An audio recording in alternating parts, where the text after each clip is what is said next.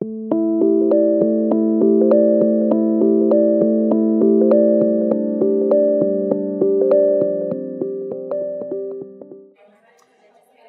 and gentlemen, good evening.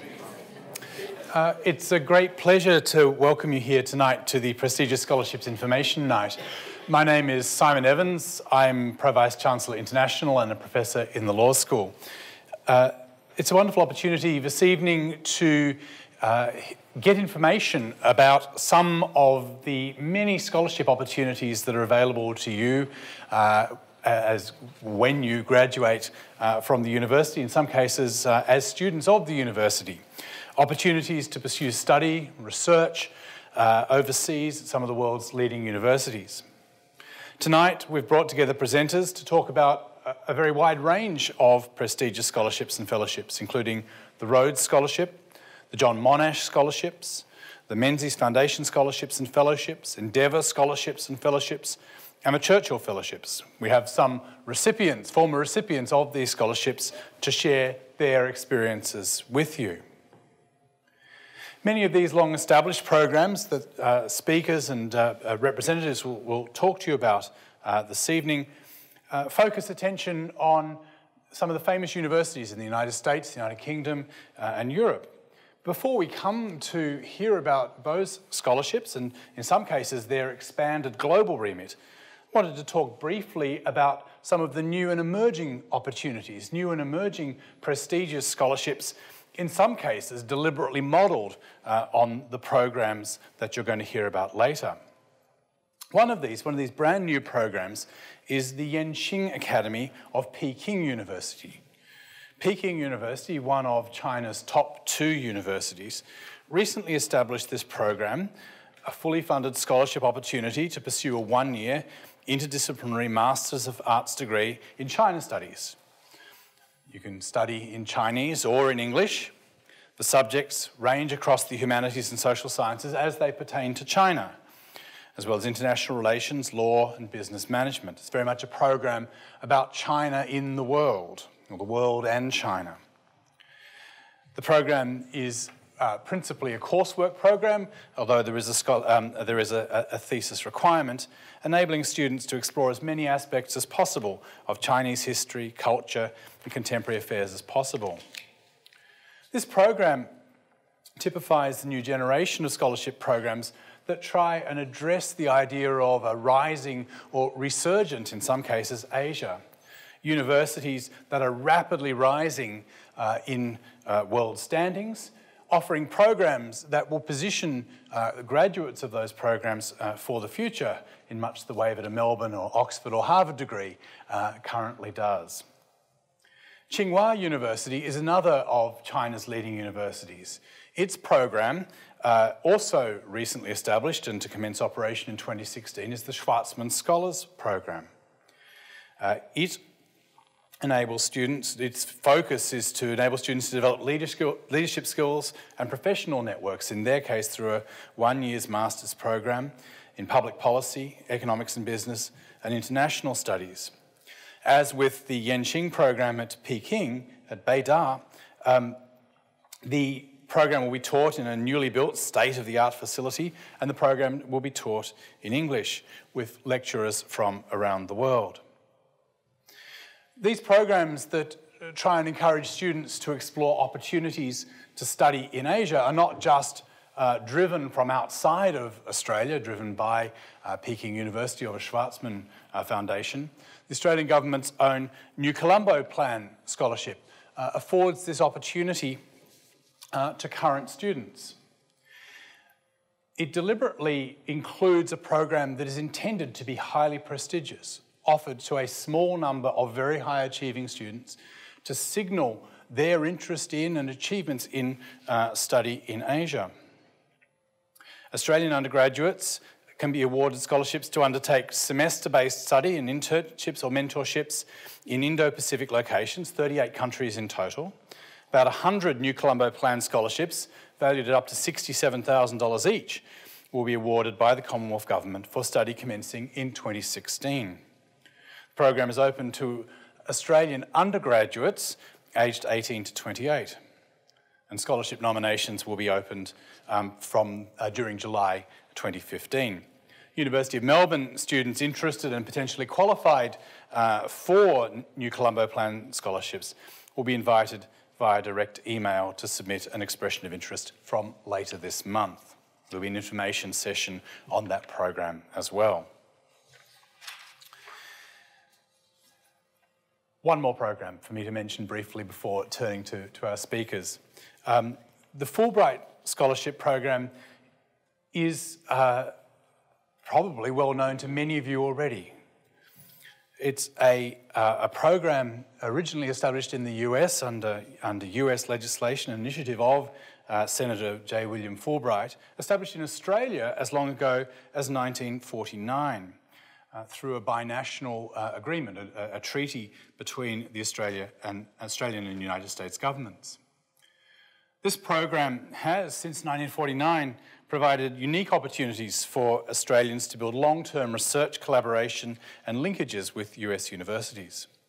The scholarships are awarded by the Australian American Fulbright Commission, whose mission is to promote mutual understanding through educational and cultural exchange between Australia and the United States. That's been a whistle-stop tour of 4 programs, and I don't expect you will have taken all of it in. So thankfully, there is information on each of those programs available after this evening's event on the table outside. I do hope that you will consider those opportunities and the many that are going to be profiled by our speakers this evening.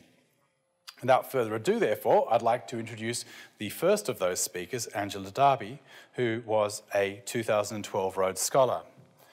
Awarded that scholarship in 2011 as an Australia at Large Rhodes Scholarship to study at Oxford University. Complementing her double degree in Master of Architecture and Bachelor of Property and Construction here at the University of Melbourne, she used her time at Oxford to develop a suite of skills that she would require for a career in city and precinct scale regenerative development. And during her time in Oxford, Angie completed a Master of Environmental Change and Management with Oxford's Climate Change Institute and a Master of Business Administration with Oxford's Said Business School. Angela Darby.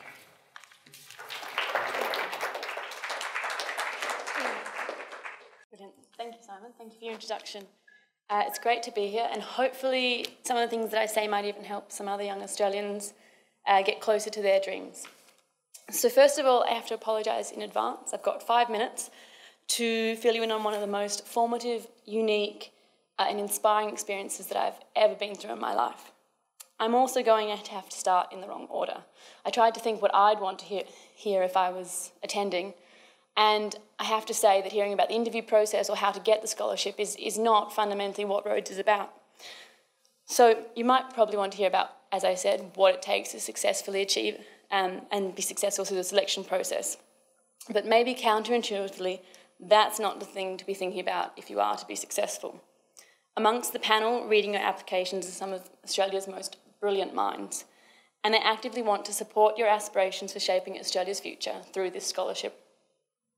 They know, or they want to know, what you're building towards, how the decisions you've made to date are a component of shaping that future, who you are, where you want to take your career, and how the Rhodes Scholarship at Oxford can help you and support you to better achieve those goals.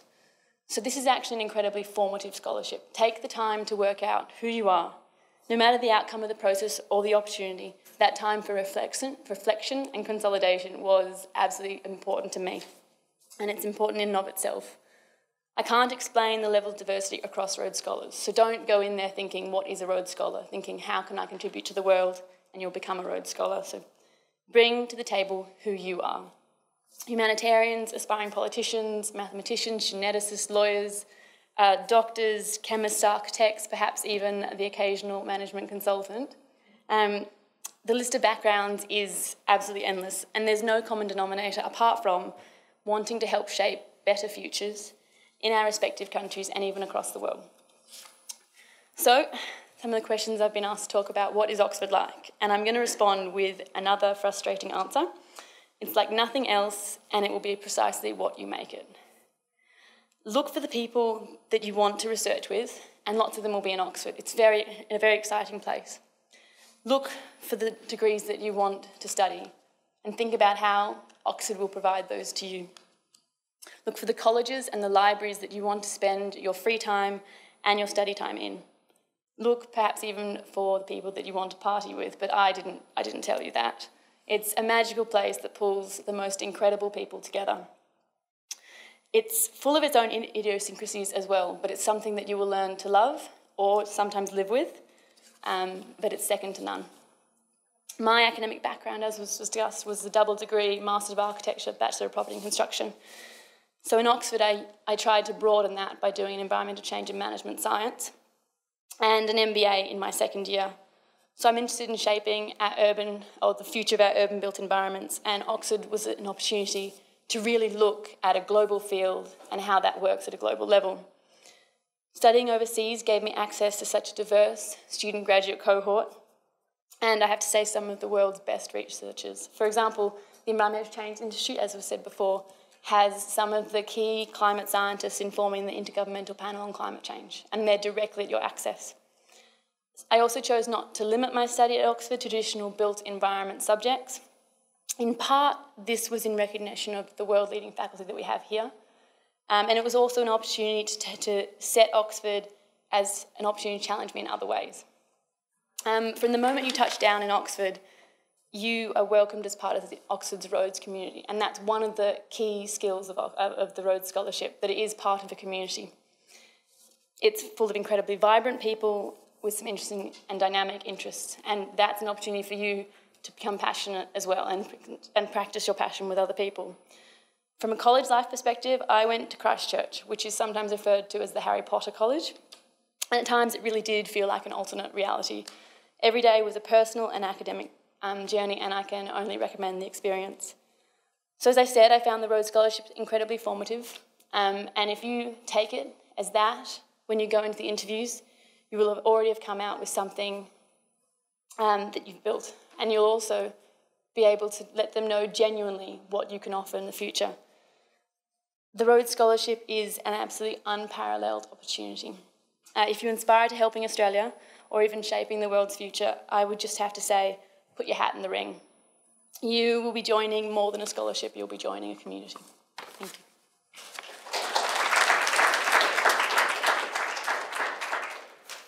Thank you, Angie. Can I now introduce David Clark, who is a 2007 Monash Foundation Scholar.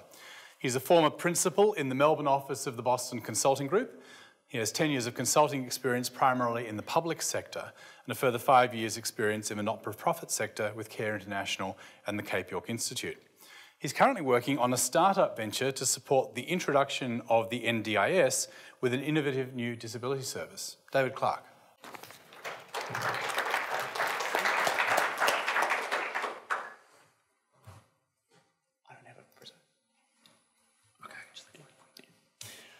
All right, hi everyone. I thought I'd talk about the benefits of an overseas postgrad degree in the context of a professional career, because that's what I know.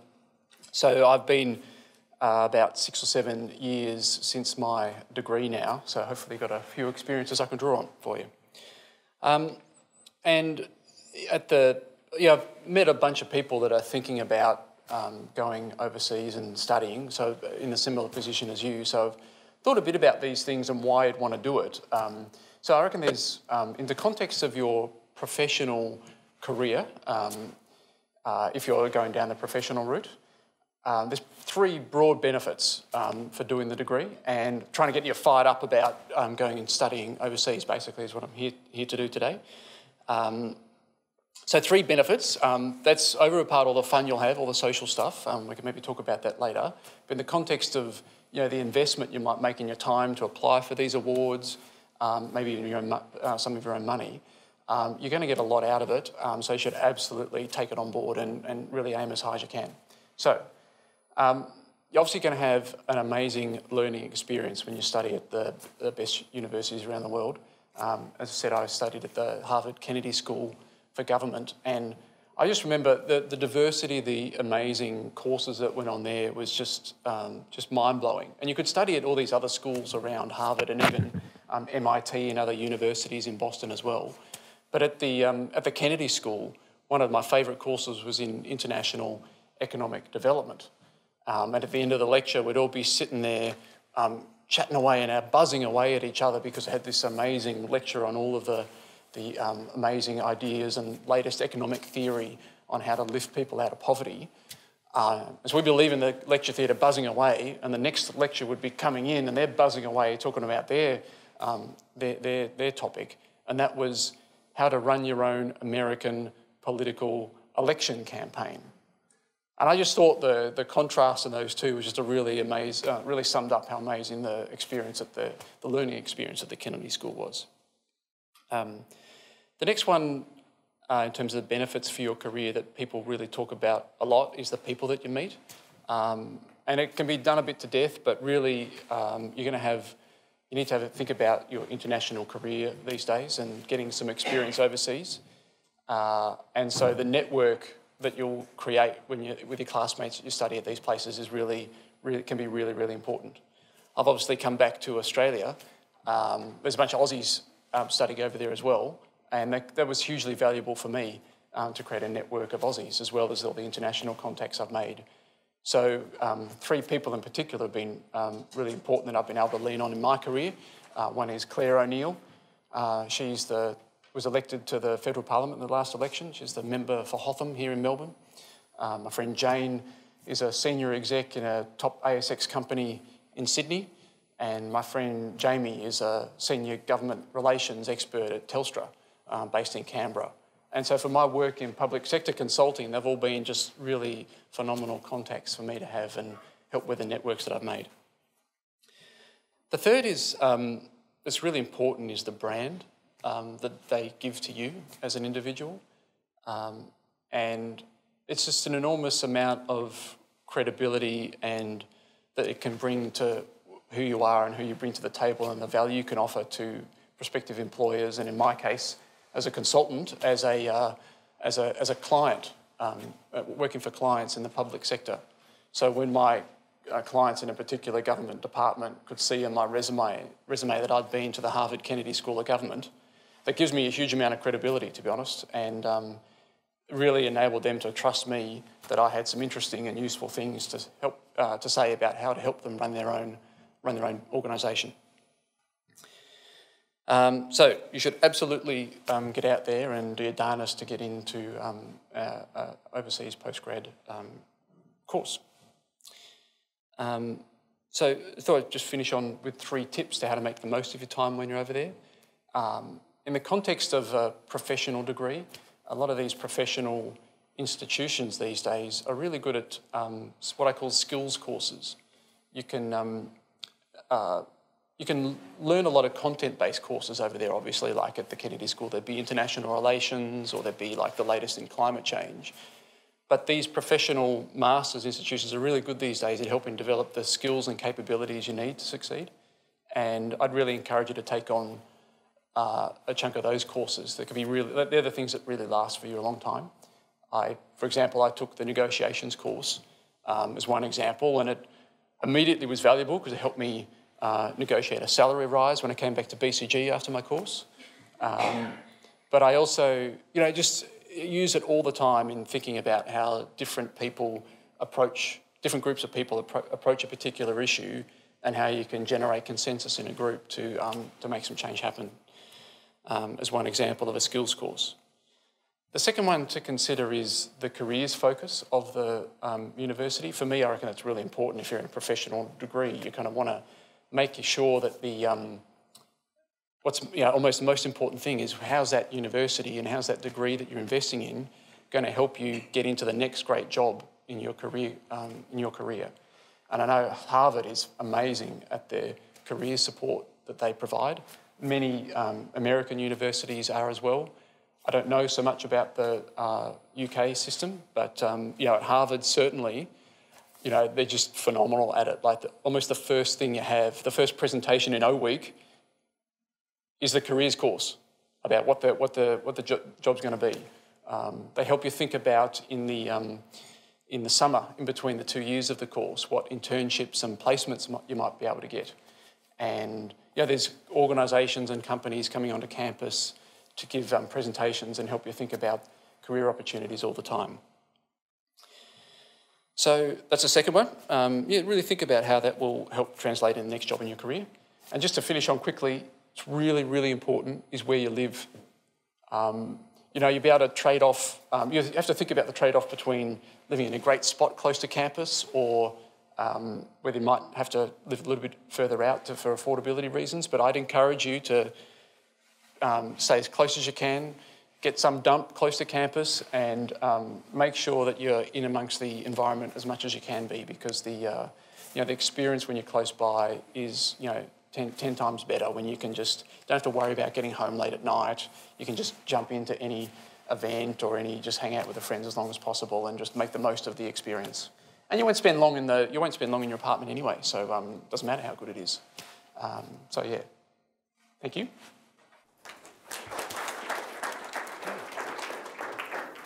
Thank you, David.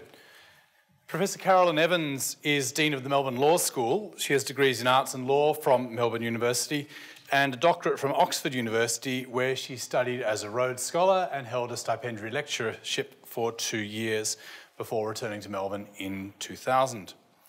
She is an internationally recognised expert on religious freedom and the relationship between law and religion. And, relevantly for tonight, she is also the Honorary Secretary of the Rhodes Scholarship Selection Committee. Carolyn Evans.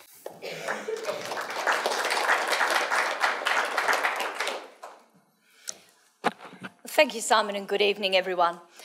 I'm the first of the more detailed rubber hits the road, how do I get these scholarships talks. But before I begin on that, let me say 2 more general things. The first is that I'd fully endorse what you've heard from Angie and David tonight about the transformative possibilities of studying overseas. For those of you who are here at Melbourne University, you're fortunate in that we have an environment here which is absolutely outstanding. And you will find if you go on to one of these leading international universities that you've had a very good preparation for it. You should go with great confidence. But the opportunity to study at some of these universities is really one that if you can grasp, you should. The second is that I've had the experience being on the applicant side of the table, not just for the Rhodes, but for many other scholarships, all of which I want to tell you quite frankly, I failed to get. And that is the experience of most scholarship applications. Most of the time you put yourself up and you don't get them. So I would encourage you strongly to continue to try and to think about the range of scholarships that's on offer. And I'd also say for those of us who are on the other side of the table, we are really looking to see you at your best. We're on your side. We actually find you inspiring. We find you impressive. We find it vaguely intimidating that so many people have done so many things at such a young age often. And we want you to succeed. We might push you. We might need to try and challenge you a bit to separate really good candidates, but nobody is out to trick you or to trap you or to humiliate you. We love giving the awards to people who win them, but sometimes we feel really bad for those who don't because they've done nothing wrong. They've done everything right. They're so impressive. So I really would like you to take that away. I'm sure it's absolutely true for all of the other scholarships as well. We really want to see you at your best. The Rhodes Scholarships in Australia have been going now for about 100 years. There are 6 state-based scholarships and 3 Australia at-large scholarships, so a total of 9, and I'll come back to how this all works on a jurisdictional basis in a minute.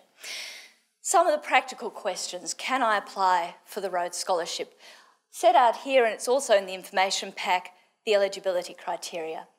Now, just to save me and Joan, who I'll introduce you to in a minute or two, some time, these are not the beginning points for a negotiation or a discussion. These are the eligibility criteria, and some people find them difficult and some people are upset by them, but this is it. The Trust in England sets them out, and you really do have to meet them.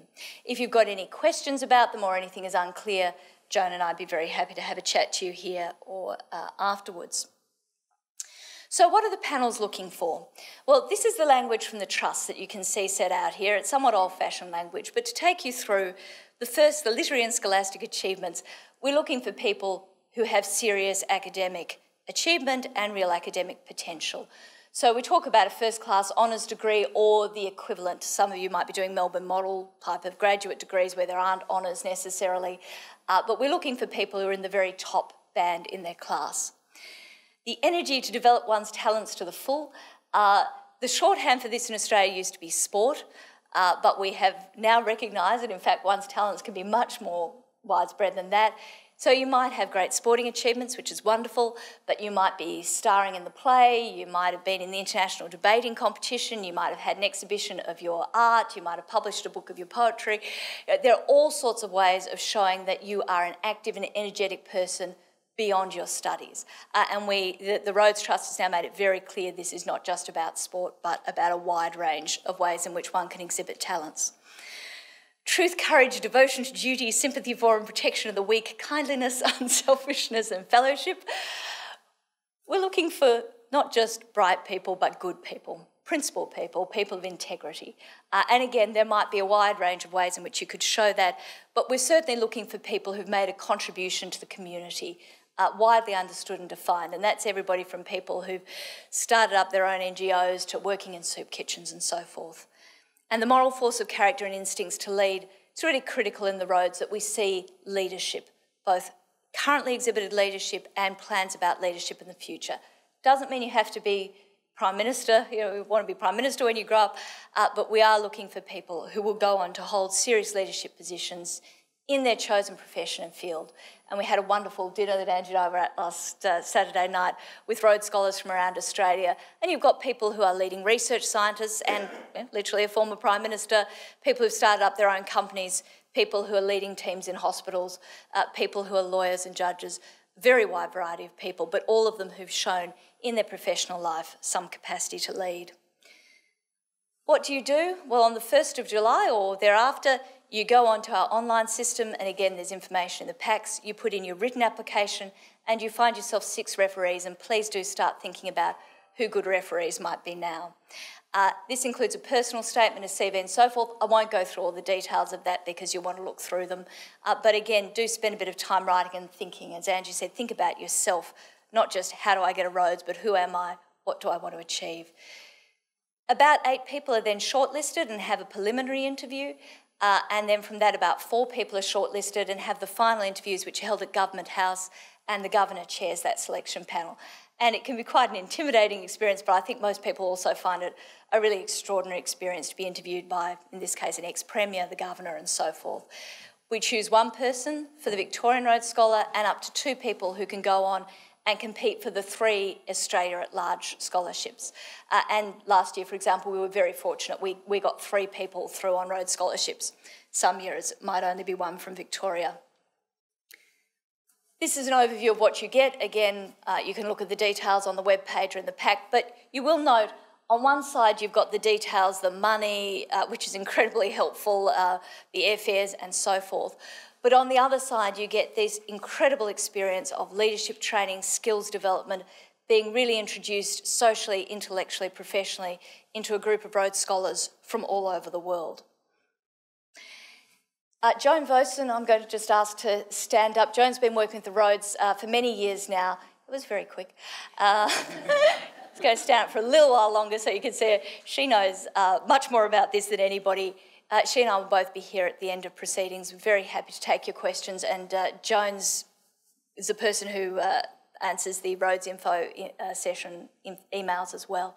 If you are interested, I do encourage you to apply. It's a wonderful scholarship. It's a wonderful experience just applying, and it has potential to be really quite transformative experience. Thank you.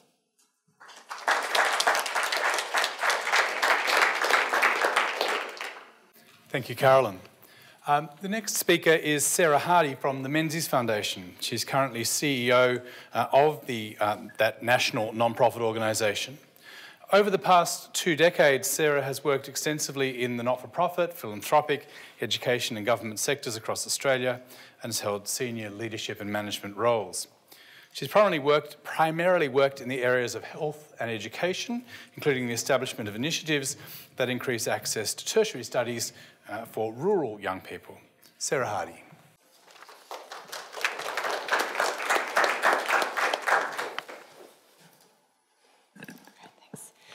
Thank you, and good evening to everyone.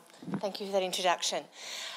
First of all, Carolyn really is probably summed up what a lot of us are going to say about a lot of the scholarships, so I will add to that information and talk more specifically about the Menzies Foundation. This is a front cover of our newly released annual report, and second from the left is David Bowley, who, with his hands in the air, who's our 2014 Engineer Scholar. He's currently at Oxford at the moment, and that's in the Snowdonia National Park in Wales. And it's a pretty freaky photo that he sent us when he was travelling with some scholars. And you can see that online, but not only do they study, but they do some fabulous things as scholars when they're overseas.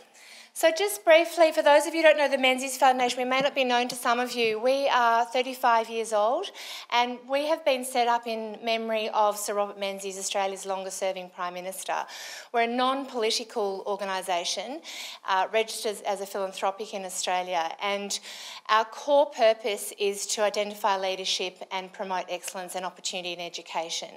So sometimes that can be challenging people in terms of thinking we have any alliance, but we certainly don't. We are completely separate to any political body, but we do instil the values that Sir Robert held through his career. He was a scholarship boy himself who came from rural Victoria, and that's a photo of him there up in Japarrit when he was sort of about 10 years old. And so he had scholarships from Ballarat College to Wesley College and Wesley College to Melbourne University, where he was Chancellor for 3 consecutive terms here at Melbourne University. So the point being that without that, his family was unable to support education, and scholarships gave him the pathway to onto a very obviously successful career in politics, and that's what we aim to do through our scholarships as well. We give away about $470,000 in scholarships per year, and we are discipline specific that I'll get to in a minute.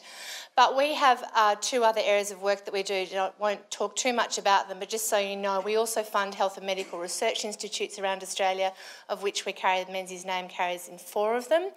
And we also do some memorial work and support local place-based work in rural Victoria, and also history, Australian history as well. So we have 3 pillars that we operate in, but our biggest one is the scholarships.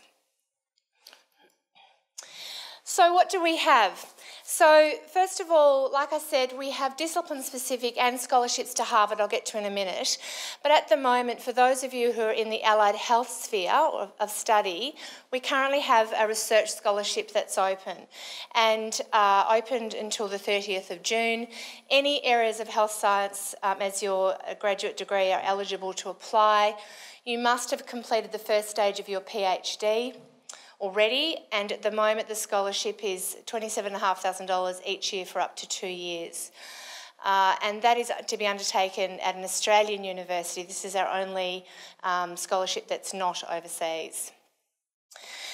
For those of you who are interested in engineering scholarships, we have one that is specifically for people who have undertaken a Masters in Engineering and must be eligible for membership to Engineers Australia. So that doesn't include a general science, bachelor's degree in science. This scholarship is to any international university, and we would really strongly encourage people to explore outside the UK, but we still obviously support applications to the UK as well. That's historical from our perspective, but now it's been opened up as of last year to any university internationally. The scholarship supports university fees and also a stipend. So we'll pay full university fees for 1 year, sometimes 2, depending on the course and the selection panel's choice, and plus we pay a living allowance as well. And that scholarship will be opening around mid-June. We have 2 law scholarships, and we have our Menzies Scholarship in Law to the UK. That is, we've had for a very long time. We have a large alumni of law scholars, and primarily that one is to Oxford or Cambridge, and for usually 1 year, a BCL, for example, with full college fees and a living allowance paid. Our second scholarship is new. We have only awarded it twice, so this year will be the 3rd year, and that's in international law. That's a scholarship in honour of Sir Ninian Stephen. And they both open in July, and the Sir Ninian Stephen Menzies Scholarship is to any international university. So this year we have someone going to Geneva, to the Geneva Academy, to study humanitarian international law, but that can be anywhere, and that scholarship is funded by the Australian government, and again we're encouraging applications through to Asian universities if that's what you'd like to do. Then we have Harvard. So this is a scholarship that is jointly funded by the Harvard Club of Australia, ourselves and ANU. And each year there's 2 scholarships. It's closed for this year, but if you're interested for next year, keep an eye open for it. It usually closes, opens late this year and closes in February next year, and that's to any school at Harvard University, any particular study. We have had a really hugely broad range of people who want to go to Harvard. The Harvard class of 1970 also fully fund a business business scholarship at Harvard as well as a 3rd scholarship every 2nd year. So, but we've got public policy, computer science, architecture, a huge range of people who want to go to Harvard, as you would probably be aware of the types of courses that you can do there. So look out for those ones if you're interested. And we also part fund an early career fellowship in partnership with the NHMRC in medicine. So you apply for that one through the NHMRC in the early career fellowships category, and we provide $70,000 to that scholarship as well. So that's our suite of scholarships that we offer, and they're all on the website. All the prospectuses are there now. There's more information there. You can email us anytime to ask further questions. But I just want to spend a couple of minutes on eligibility and tips for applications really quickly. Making sure that any degree you undertake to apply for is recognised in Australia is very important.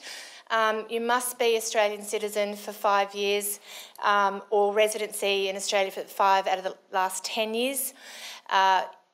We weight academic leadership and community leadership pretty much equally. It's, as Carol indicated, it's really, the talent that we see is extraordinary and quite incredible what young people are doing. So now first class honours becomes the norm because it's just the competition's been quite stiff. So just bear that in mind. Not always, but that tends to be the case.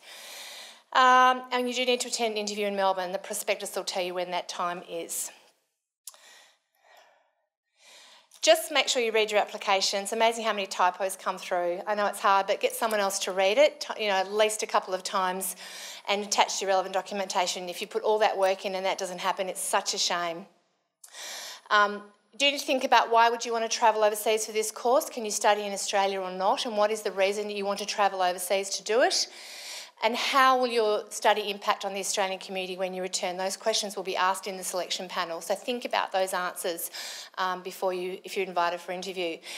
And I would say, even though it is about you, it's not always all about you. Think about the broader impact. Often we see applicants talk how it's going to benefit their own career and they want to do X, Y and Z, but it's actually a much bigger picture you need to be looking at in your thinking when you're invited for interview. And you can follow us on Twitter and on LinkedIn, and we'll put all of the open dates on Twitter particularly to alert you if you're interested. I think that's it. Very quick. Thank you. Thank you, Sarah. Renata Bernard joined the General Sir John Monash Foundation as CEO at the end of last year. She graduated from this university with a Bachelor of Commerce and completed honours at Monash University. She's worked for the Committee for the Economic Development of Australia, CEDA, at the Institute of Chartered Accountants at Monash University and this university. And before moving to Australia, she was an international education agent in South America. Renata Bernard.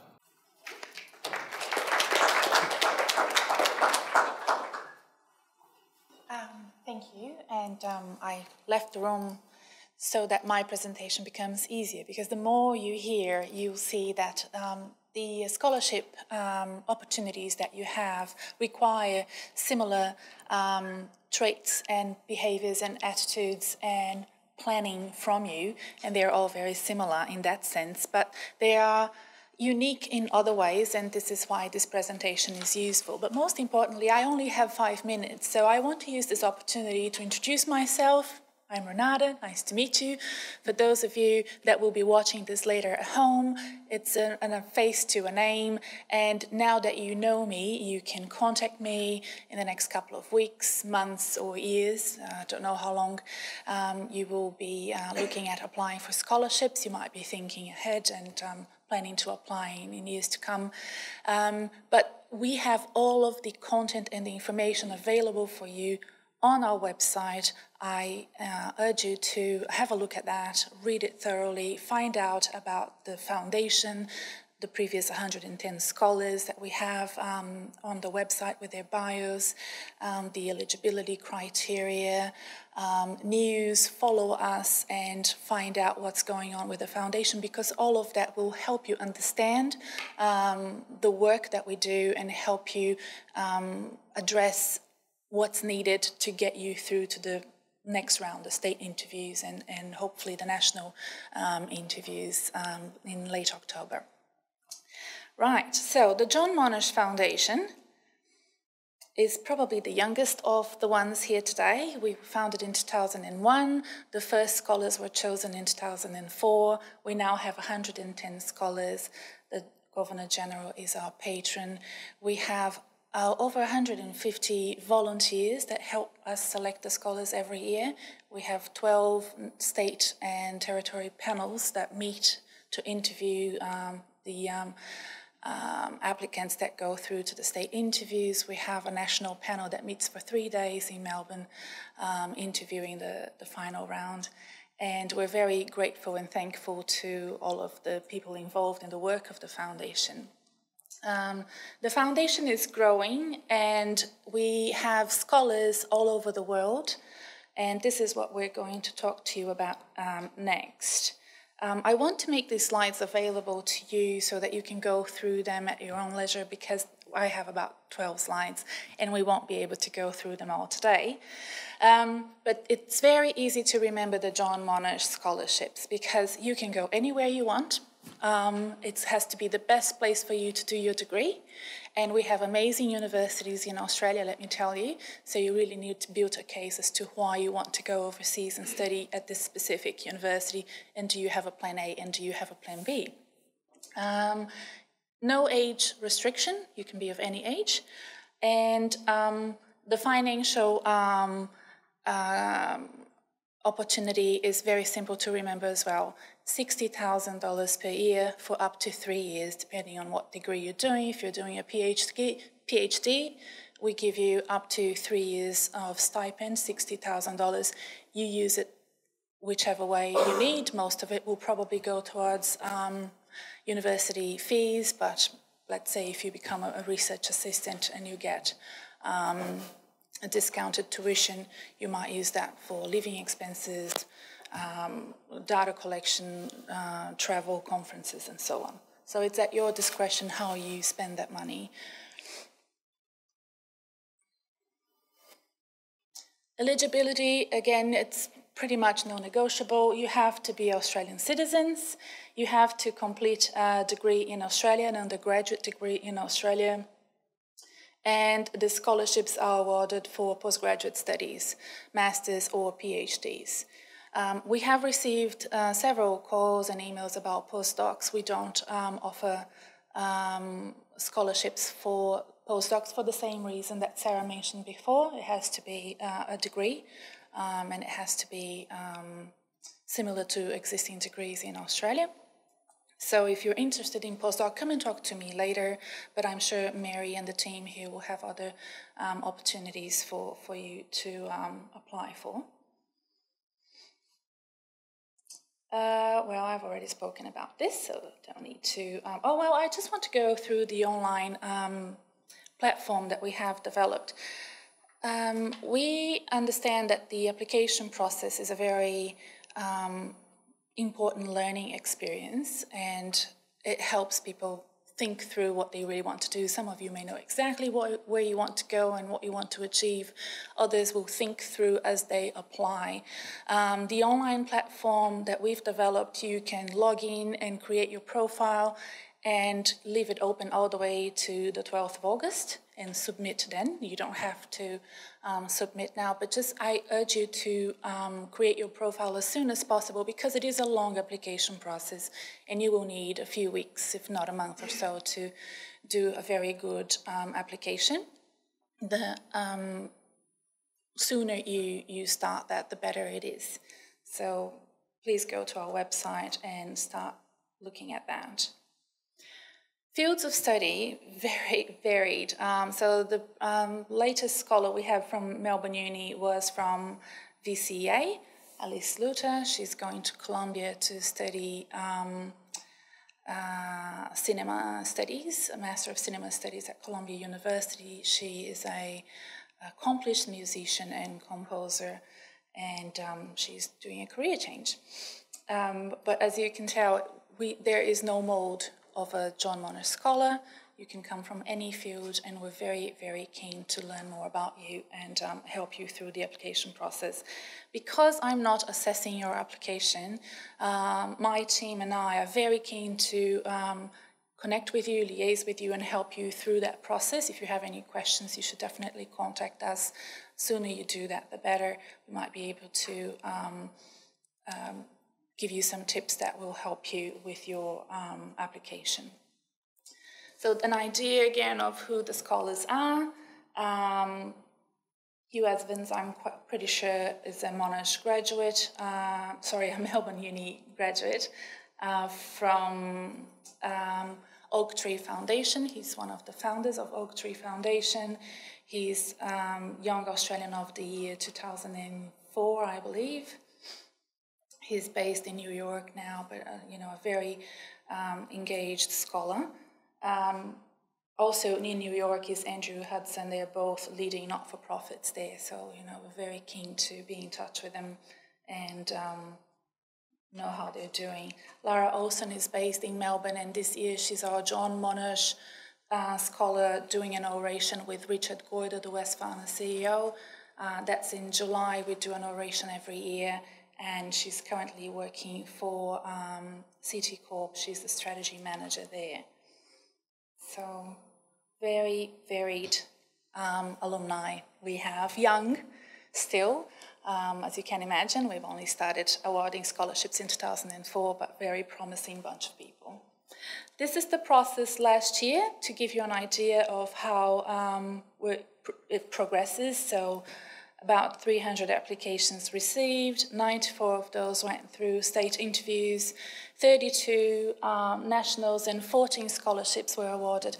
We have a maximum number of scholarships we can award every year for financial reasons. We have an endowment fund, and if we reach a limit, we reach a limit, but we have no minimum. So if we don't feel that we can give out 10 scholarships, we won't. We will only give scholarships if we find the John Monash scholars that we need. Having said that, it's very unlikely. Every year we wish we could give more than we actually give. So we expect to be giving, selecting between 10 and 15 scholars for 2016, but we cannot be sure. Yeah. I will leave it at that. So these slides will be available to you. These are some of the Melbourne Uni graduates that have won scholarships here. Mark Dawson, again, is an interesting one that has just came back, and he came back through a Visi fellowship, not only bringing him, but his entire team out of Cambridge to work out of Peter Mac instead of Cambridge Uni. So that's a very interesting story. And Kate Smith, you can read that. Oh, sorry, we have 3 scholarships. I really want to mention that very quickly. When you apply for a John Monash scholarship, you apply for a John Monash scholarship. But once we allocate it, we have 3 specific targeted scholarships, one to Asia, one Australian cultural, and one to Harvard. Unlikely we will be without a Harvard John Monash scholar. There's always someone that wants to go to Harvard. That's really quite impressive. Woodside, Tom will be going to China. He will be the first international student doing an MBA completely in Chinese at Tsinghua, so we're very excited about that. And I am about to sign an agreement with the Victorian state government to award 1 scholarship to a Victorian resident every year for the next 9 to 10 years. So you can be pretty certain that we will have a scholar from Victoria, as we've always had, by the way. Never failed to award one to Victoria. So here is how you can get in touch with us, and I hope to hear more about you in the Q&A. Thank you.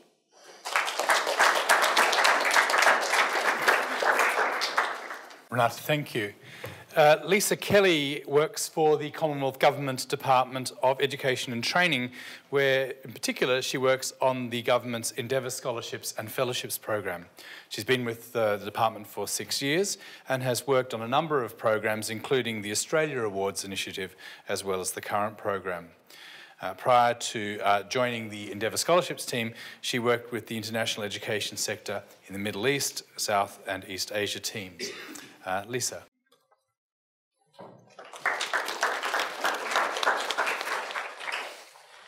Hi everyone, thanks for having me here tonight. So the Endeavour Scholarships and Fellowships have been around in various forms since 2003. The reason why we move around a lot is because the machinery of government changes often change the program.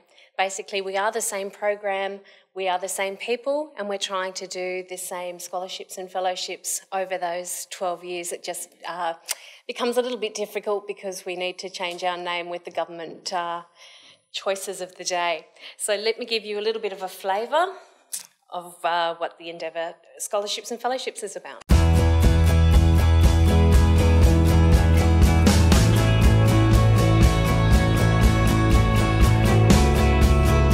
My name is Ethan Bowering, and this is my Endeavour. My name is Mukhlis Ma, and this is my Endeavour.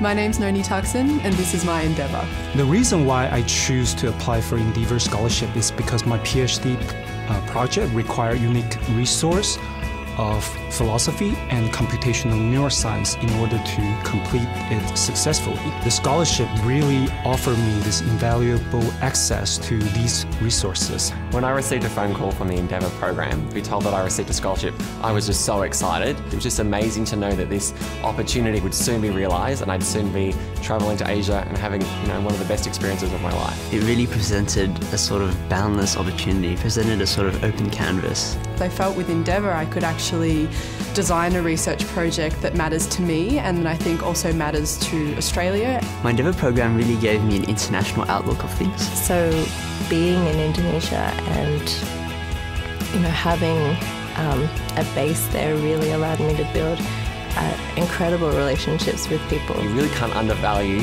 those sort of social connections and the travel and the sightseeing and the stuff you'll sort of gain that adds so much value in terms of developing a much deeper understanding of the country you're visiting. My advice to someone that wants to apply for the Endeavour Scholarship, because it is a bit of effort to apply, is to do it. If you have any doubts about the award itself, don't, because it was great. It's a real privilege. I feel extremely honoured to be entrusted by the Endeavour program and to feel like the research that I'm doing is worthwhile and that I have the backing of the Australian government as well as the university. It really is a real privilege.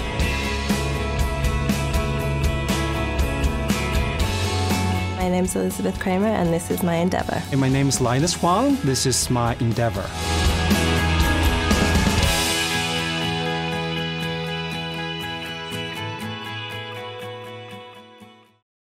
Okay, so the Endeavour Scholarships and Fellowships, we do outgoing, so Australians who want to study overseas, conduct research or professional development, and we offer those same opportunities for internationals who would like to undertake those opportunities in Australia. A big secret that I'll tell you right now, the Australian government are currently undersubscribed for Australians who want to go overseas and study. If you can read the guidelines carefully, answer the boxes that ask the questions and upload the correct documents, your chances are huge. We see little mistakes every day and those mistakes mark you ineligible. If you have a good look at the guidelines, the chances are really successful for you to be able to have an opportunity to go overseas. We want to send as many Australians overseas as we possibly can in undergraduate, postgraduate, postdoctorate and professional development categories. Okay, so 127 eligible destinations, open to all fields of study. It's a competitive merit-based process. And let's jump through, sorry. Top 10 destinations are up on the screen. Let's skip ahead because I'm running really short of time. What's in it for you? Okay, so the different categories are up there. We have the Endeavour Research Fellowship 4 to 6 months, and that's up to $24,000. We have the towards Masters or PhD, we have the Queen Elizabeth II Diamond Jubilee Scholarship. That's up to 2 years duration for $130,500, and an Endeavour Postgraduate Scholarship up to 2 years duration. 1 year duration. And the Executive Fellowship, probably nothing that you want to have a look at until your future career, but that's a category that we're interested in as well, and the lecturers and professionals in the room might be interested in that one. Okay, so what we give you. You get a travel and an establishment allowance, $3,000 monthly stipend, which is tax-free. Tuition fees will cover $15,000 per semester, $30,000 per year. You get travel insurance, health insurance, and personalised support. Basically, when you come onto the Endeavour program, you are given a case manager on a one-on-one basis.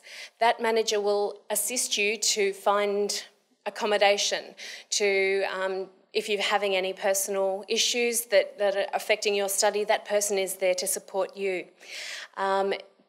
Any issues that you might have with study, supervisors, personal relationships, they are there to support you so that you can concentrate on your studies. Okay, so as I said before, read your guidelines. There's a lot of frequently asked questions up on the website. If there is a question that you have and it's not answered directly in the guidelines, or it might be a bit ambiguous, we are the Australian government, we can't leave everything straightforward. Have a look in the frequently asked questions. That will usually answer most of your inquiries. If after you've had a great look through those, we do have a website that there's an email address up on our website. And because we do move around a lot, best way to find us is using Google. Endeavour Scholarships and Fellowship, you'll come straight to us.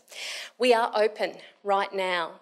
The application period will close the 30th of June, and we hope that we'll see your application in there by the time we hit the submit button. I think I've been through that. Tonight in your pack you will get a tips and tricks booklet. Just have a read of that. If you can tick the boxes that are in that sheet that we give you, your chances of actually receiving a scholarship are very high. So keep an eye on that. There are a number of mobility grants also available through the university, and the New Colombo plan also sits with the Endeavour Scholarships and Fellowships team at Department of Education and Training. So we go right through from undergraduate, short-term and long-term programs. Okay, thanks all.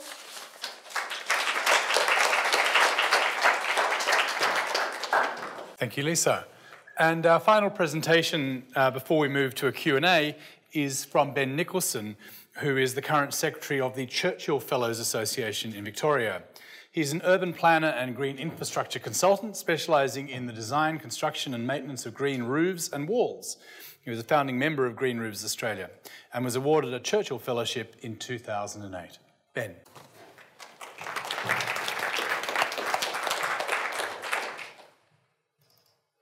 Thank you, Simon.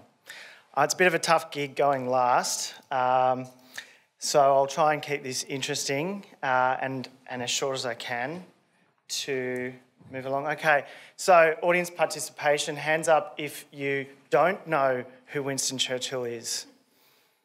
Okay. I suspect probably everybody does. He was many things, which is reflected in the Churchill Fellowship journey. He's here with another bloke who's also got some scholarships going on, Mr. Menzies. Very important chaps in their time, and the fact that there are these extraordinary scholarships and fellowships available is reflective of that. And when you consider that Mr. Menzies himself, as was discussed, is a beneficiary of numerous scholarships, it just goes to show you never know where life goes if you give yourself a chance and believe it. Sir Winston came from a slightly more privileged background, but he was also very much a man of the people. He got into some bricklaying. He was an artist.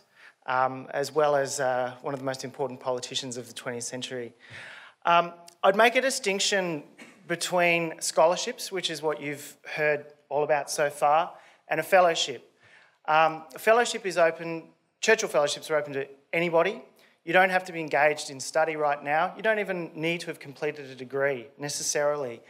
It's an opportunity to travel around the world, explore in areas that you have to go overseas to learn more about. And you have to really establish that you're the best person to go and that when you get back, you're the best person to spread what you've learned.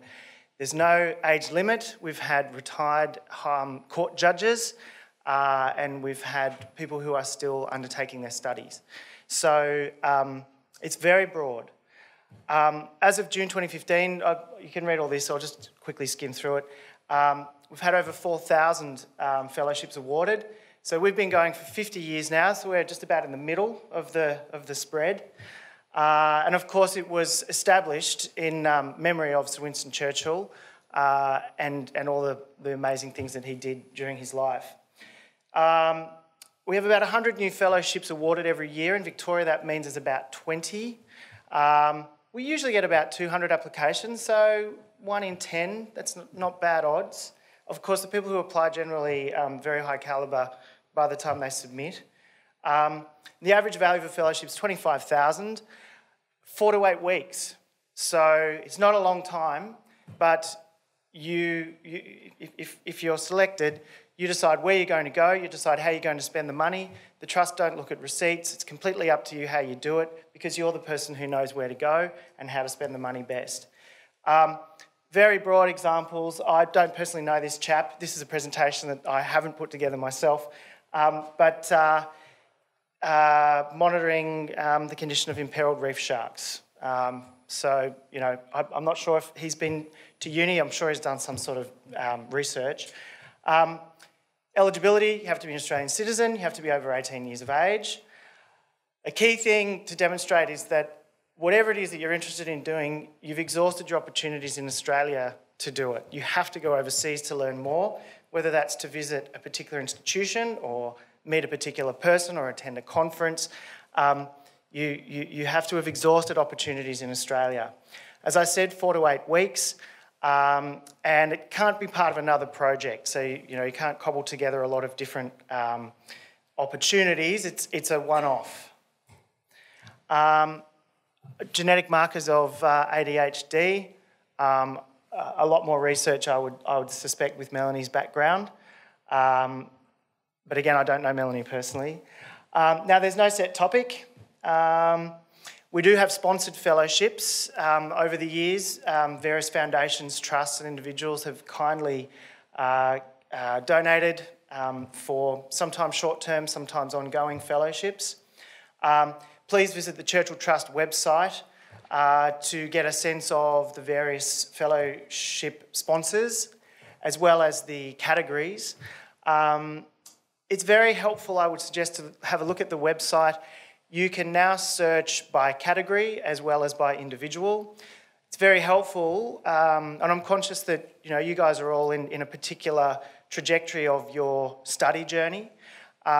Some of you may be attending uni now as mature age students. Some of you probably more likely are in your earlier years of study.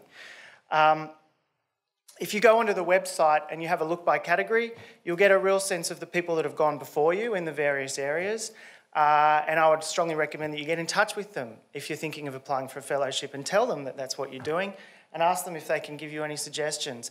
The networking opportunities in the process of applying for a fellowship can be as profound as the ones that you get, you can experience if you do receive it. Timothy, I have met Tim. He's a great bloke. He's a self-taught blacksmith. He works at Sovereign Hill. He applied for a fellowship a few years ago to study blacksmithing techniques in the UK. So that's yet another example of the broadness of the opportunities. So for next year, applications close 28th of February and close 15th of May. I'll just tell you quickly, my honours supervisor at RMIT suggested I apply for a fellowship. The first year I thought there's no way I'd get it. I won't even bother, but well, maybe I'll just look into it a little bit. I missed the deadline, did a little bit more research, thought about where I might go, had got a couple of people to start thinking about a reference for me. I was sitting in a cafe in Fitzroy. It was the 28th of February the following year. I saw a postcard in the rack. Have you ever thought about applying for a fellowship? And I was like, oh, damn, I've missed it again. And I went, hang on a minute, it's a leap year. So I rushed home, finished my application. I was very well prepared already. Just hadn't quite finished it. Put it in Express Post, and lo and behold, I went through the interview processes and I was awarded a fellowship. So don't think you won't get one. Think about what would life be like if you did and what do you have to do to get there. It's the 50th anniversary next year of the establishment of the Trust, so we're postponing our normal time frame to November, which coincides with Sir Winston's birthday. Usually the fellowships are announced late June, early July. Your travel can occur from 1 April each year. I haven't met Muriel, but she studied harps, orchestral performance, very broad. I'm probably getting really close to my 5 minutes now. Again, benefit of the project to Australia, achievability, and you have to be able to demonstrate that you're the best person when you come back to spread what you've learned. And I think that's a really critical thing. I was on the panels, the interview panels this year. We saw some great projects. We saw some extraordinary people, but they just weren't placed either at the right time in their career or with the right organisation. So it's passion, ability, has to benefit Australia, but you have to be able to demonstrate when you get back you can make as broad a ripples as possible within the field that you're seeking to improve. That's not a graphic trick. I don't know these twins, but there you go. What are the odds of identical twins getting awarded a fellowship? Well, there you go, they did. So it is very competitive. Reiterating everything that's been said, make sure your application's spelling, simple stuff, be really clear about what you want. It's only a 2-pager, this one. It's not 30 or 40 pages. You've got 2 pages to get across why it's good, why you're the best person, and how you're going to make it work when you get back. So you have to be very precise, concise. Make your application stand out. So that's me. I went all over the world, 22 cities, 6 countries, $26,000, 8 weeks, around the world ticket, extraordinary opportunity. Every day I'm still benefiting from it. These are our contact details. Google the website, and happy to take questions. Thank you.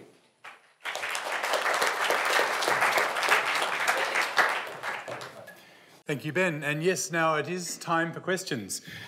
You may have noticed the 3 rather unsubtle cameras in the room. Yes, they are recording, so your questions will be recorded. In order to enable them to be recorded, there's a roving mic that will come to you when you are called on. Unfortunately, there's not a roving mic at the front, so our panellists will be roving up here to answer the questions. So who would like to start? Please, over here. Hi, my name is Julia, and I'm an international student. And I was wondering, like, for the Endeavour scholarship, since I've already started my master's, am I eligible to apply next year? Which part are you up to with your master's? I began 2 months ago, and it's like a 2-year program, Master's in International Relations. No, you need to start fairly clean. So you need to have not started your master's program. If you're an Australian and going outside, 1 year is great. If you want to apply in your 2nd year, you are eligible. Just check the website though, because there may be some months that you may be able to have a look at, just partial scholarship. Actually, just an extension on that question, sorry to make you run around. So I am an Australian resident, yes, and I began my master's part-time a couple of years ago, and I was hoping to do some research for my master's through an Endeavour Fellowship. Does that sound like... You need to be full-time. Yes, I will be full-time next year. Beautiful. Yes. Eligible. Great. Thank you. Regarding the Churchill Fellowship, so at the end of the fellowship, is there a commitment or a requirement that you present some sort of published document for the committee? Very good question. The answer is yes. Officially, strictly speaking, yes. There are occasionally people who don't, and they're very naughty. The consequences of not submitting are that, one, you don't get your amazing medal that was designed by a Churchill Fellow who studied medal making and designed the Sydney Olympics medals. So you don't get that. They hold $2,000 back, so you don't get that. And your report doesn't go up on the website of the trust. So anybody wanting to search you can't. And you get booed out of every dinner that we have. So aside from that, no, but very strongly encourage that you do. The report format is completely up to you. It can be a photo montage. It can be a very detailed report. It's ultimately for your peers to review and understand and get to know what you did better and get to know you better. You're the best person to decide the format for that report. Thank you. Hi, thank you so much to all of you for your presentations. It was so helpful. It was actually in regards to the Endeavour Scholarship I was interested in, just regarding deferment, and it might apply for other people to other scholarships, for those of us in the room who might be thinking a few years in advance, whether we're able to apply now, and if it's possible, if you're successful, to then perhaps put it off for a year until you, when it's suitable. We're pretty clear, we don't defer. In the round that you apply, so for currently the round open is 2016, you must start between the 1st of January and the 30th of November.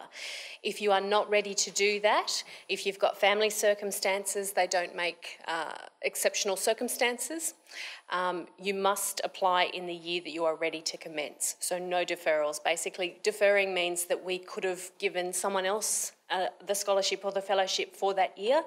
Our budget is for that financial year. So that's our rationale there. Hi, thank you very much. My name's Raja. I was just wondering regarding the potentially Rhodes, Menzies and Monash scholarships, and I guess everyone in general, whether there is at all in the past there's been an intake of students who have done a bachelor's and an honours in the case that a postgrad is required, and then gone on to do another bachelor's under the scholarship, perhaps in a different discipline. And I might add to that, if they can, argue why getting that breadth would be useful.